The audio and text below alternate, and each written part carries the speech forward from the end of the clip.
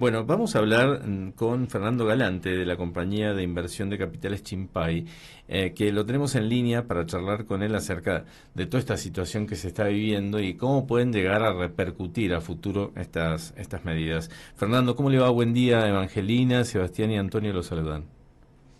¿Qué tal? Buen día, ¿cómo les va? Bien, muy bien. Bueno, estamos un poco debatiendo estas promesas de campaña por un lado, que también obviamente hacen mella en cómo reacciona el mercado, porque no es gratuito. A veces, si bien el gobierno le echa la culpa a Milei, pero también tiene un poco de responsabilidad. Y por otro lado, el ministro candidato tomando medidas que, bueno, las va a tener que pagar el próximo gobierno. ¿Cómo ustedes observan desde el ámbito privado toda esta situación?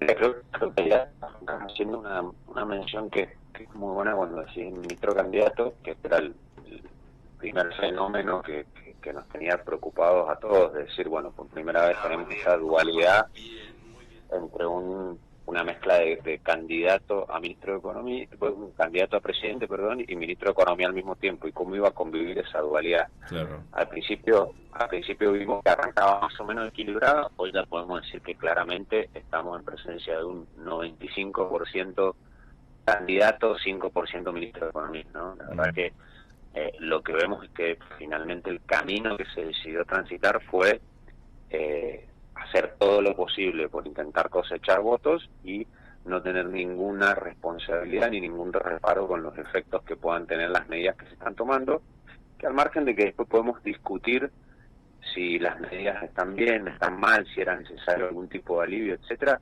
Lo grave de las medidas es la inconsistencia, eso es lo que tenemos que tener en cuenta, ¿no? La inconsistencia entre intentar hacer distintas cosas y que generan distintos fenómenos sobre distintos objetivos, porque si vos haces una devaluación como la que se hizo post-pasto e intentás hacer junto con eso un plan económico que no se presenta, obviamente vas a tener un traspaso de inflación muy grande. Después vos decís, bueno, tengo un traspaso de inflación fenomenal, que ningún economista de hecho anticipaba que el traspaso a precio de la devaluación iba a ser tan rápido y fuerte como el que se dio. Entonces después decís, bueno, entonces ahora salgo a dar medidas para compensar ese incremento de la inflación tan violento que tenemos. Pero al mismo tiempo esas medidas te generan otra inconsistencia y un posible futuro atraso cambiario mayor que el que tuviste previo a las PASO. Entonces, es el perro que se muerde la cola, ¿no? Vicioso. Totalmente. Totalmente. Entonces, ¿cuál es el problema? La inconsistencia, claramente, ¿no? Y el fenómeno al que nos tiene acostumbrados la Argentina, no desde ahora, sino desde hace muchos años, donde consecuentemente lo que se hace es atacar las consecuencias. Nunca se ataca la causa, siempre se ataca la consecuencia del problema y eso genera más y más y más distorsiones. Y esto no va a ser distinto en esta oportunidad, con lo cual las medidas lo único que buscan es tener un fenómeno de primera plana, un fenómeno de salir en los diarios y demás, pero incluso en el bolsillo de la gente es poco lo que se va a sentir cuando tenés una inercia inflacionaria tan grande como la que estamos viendo, ¿no? Claro. Ahora Fernando, como decís vos, ¿no? Son decisiones como que parece que no hay un mañana, como que está al borde del precipicio, como que se la juega todo por todo, ¿no? O tal vez pensando que tal vez en ese futuro, en ese mañana, tal vez ellos inclusive ni estén. Que el que venga tiene que arreglar los platos rotos, ¿no? Claramente, esa es la postura del gobierno. Para el oficialismo hoy no hay un mañana, digamos, o el mañana es oscuro en términos de que puedan seguir en el poder. Entonces, lo que uno ve es eso, ¿no? Que se toman medidas con una irresponsabilidad muy grande, porque entienden que es eso o nada. Claro. Obviamente hay una falta de responsabilidad muy grande y por eso digo, ahora pasamos a un modo donde Massa es 95% candidato y 5% ministro, porque en la cabeza de un ministro esto no tiene sentido. No.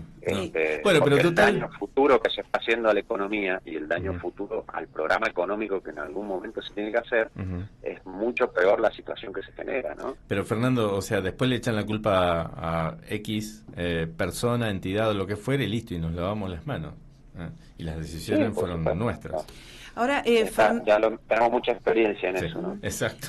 Fernando, teniendo en cuenta esto último que decía, donde bueno, el oficialismo ya no se ve quizás en un futuro, en los próximos 4 años, para dirigir la República Argentina y las posibilidades de que sean o Bullrich o Milei, ¿cómo ves las opciones que tenga el país en cuanto a la posibilidad de que vengan inversores a nuestro país con un gobierno de estas características, ¿no? Pues dejando a lado el populismo. Claro. A ver, yo creo que